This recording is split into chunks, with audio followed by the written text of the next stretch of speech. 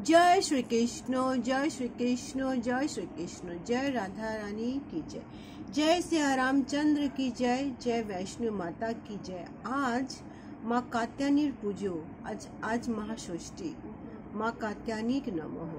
आज आमी श्री जुगल चरणेर प्रणाम करे श्रीमद् भगवद गीतार द्वितीय अध्याय सांख्य योग श्लोक 28 पाठ करছি। अव्यक्तः आदानिः भूतानिः व्यक्तः मध्यानिः भारतः अव्यक्तः निधानिः एवः तत्रः का परिवेदनाः।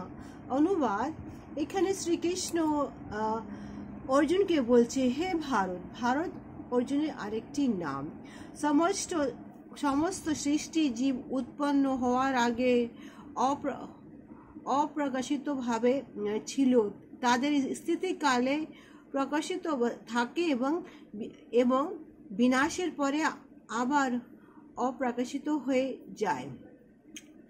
সুতরাং সেই জন্য শোক করার কোনো কারণ নেই, কেননা জড়ের মধ্য থেকে প্রাণ উদ্ভূত হয়। যদিও তা আবার জড়ের মধ্যে সে বিলীন হয়ে যায়, তবে সেই অনিত্য বস্তুর জন্য শোক করা নিতান্তই নিরর্থক।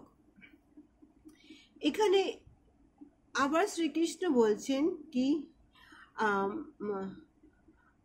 আকারে প্রকাশ হয় যেমন তেমনি আকাশের থেকে বায়ু উদ্ভূত হয়, বায়ু থেকে অগ্নি, অগ্নি থেকে জল এবং জল থেকে মাটি উদ্ভূত হয়। এই মাটি থেকে নানা রকমের রূপে উদ্ভূত হয়, আবার সেই তার মধ্যে সে বিলীন হয়ে যায়। এই আবির্ভাব আর এই অন্তর্ধানের জন্য শোক করার কি কারণ অর্জুন? কোনো কারণ নেই। এখানে শ্রীকৃষ্ণ অর্জুনকে বুঝাতে চেয়েছে এটা একটা লাইফ সার্কেল, এটা একটা লাইফ সার্কেল। একটার পর একটা সে ঘটনা ঘটতে থাকে, তারপরে সেই আত্মা সেই শরীর সেই জামা কি ছেড়ে দিয়ে আর একটা জামাতে পরে নেয়।